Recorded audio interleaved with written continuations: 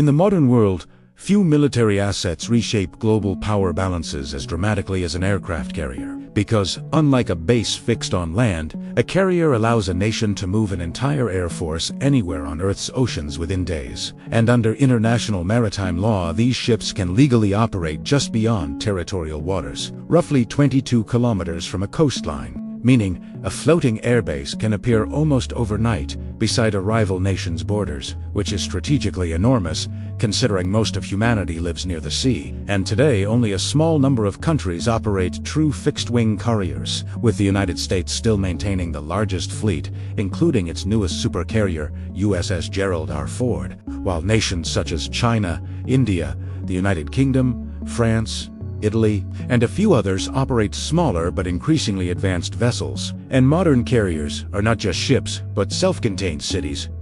housing roughly 5,000 to 6,000 personnel for months at a time, containing air traffic control towers, hospitals, machine shops, command centers, living quarters, and even postal systems. And aboard advanced vessels like Charles de Gaulle aircraft can launch every half-minute during surge operations, making the flight deck briefly busier than major civilian airports. Yet achieving this choreography on a moving platform in unpredictable weather remains one of the most complex engineering feats ever mastered, because the carrier itself carries surprisingly few weapons and instead relies on its aircraft. For offense, while escorts provide defense, so carriers never deploy alone and instead travel in strike groups, typically composed of missile destroyers, cruisers, submarines, and supply ships that form layered protection against missiles, aircraft, and submarines.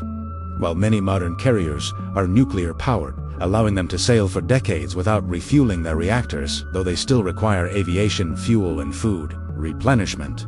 every few weeks. And instead of returning to port, they resupply at sea where logistics ships match, speed beside the carrier and transfer fuel through hoses and cargo via cable rigs or helicopters in delicate operations performed in open ocean swells, and crew morale remains crucial during deployments lasting half a year or longer, so mail and replacement parts arrive by dedicated carrier onboard delivery aircraft such as the C-2 Greyhound, which routinely shuttle between land bases and moving ships, allowing packages ordered online to reach sailors thousands of kilometers from land within days, demonstrating how carriers function simultaneously as combat platforms and isolated communities. Yet their greatest technical challenge remains the runway problem, because a supercarrier's deck is barely 300 meters long compared to airport runways, so steam or electromagnetic catapults accelerate aircraft from zero to takeoff speed in seconds, while arrestor wires stop landing jets almost instantly,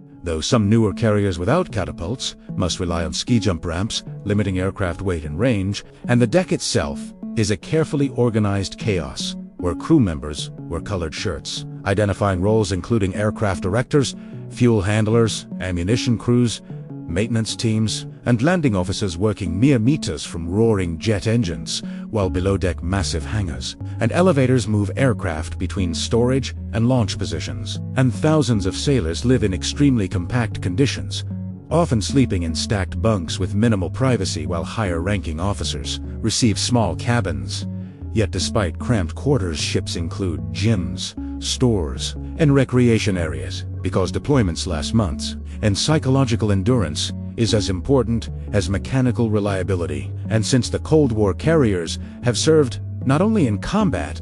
but as political signals, because simply positioning one offshore can influence negotiations, reassure allies, or deter adversaries without firing a shot, making them tools of diplomacy as much as warfare. And even in peacetime, they continuously patrol major regions so that a crisis response force is always within reach, proving that the modern aircraft carrier is less a weapon than a mobile geopolitical presence whose value lies in flexibility, endurance, and the psychological impact of visible power projection across the world's oceans. Despite their enormous strength, aircraft carriers also represent massive targets, because concentrating thousands of personnel and dozens of aircraft onto a single hull creates both unmatched capability and catastrophic risk. And modern precision missiles, stealth submarines, and long-range drones have forced militaries to rethink how invulnerable these ships truly are. since wargames repeatedly demonstrate that under certain conditions submarines can approach close enough to theoretically sink them, meaning carriers survive,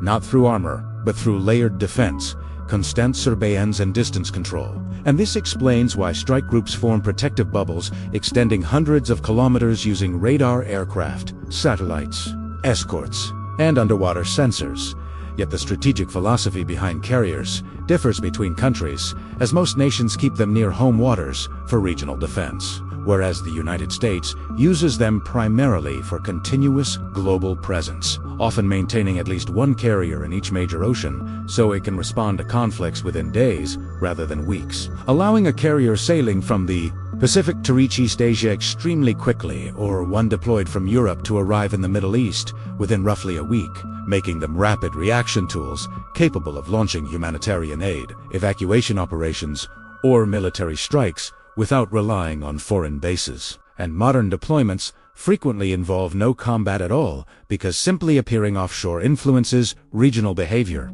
demonstrating deterrence through visibility rather than destruction. Yet the debate over their future intensifies as hypersonic anti-ship missiles promise speeds difficult to intercept, leading some analysts to predict carriers will become obsolete, while others argue their adaptability will keep them relevant, just as they survived previous predictions of after the missile age began, and new technologies are already reshaping them with electromagnetic catapults, improved radar, autonomous drones, and network-centric warfare turning the carrier into a command node rather than just an airstrip, while nations like China are building larger catapult carriers to match operational flexibility, and India and the United Kingdom continue expanding carrier aviation centered around short takeoff fighters operating from ships such as HMS Queen Elizabeth, suggesting that instead of disappearing carriers are evolving into hybrid drone and jet launch platforms, and future decks may host fewer human pilots and more unmanned aircraft extending surveillance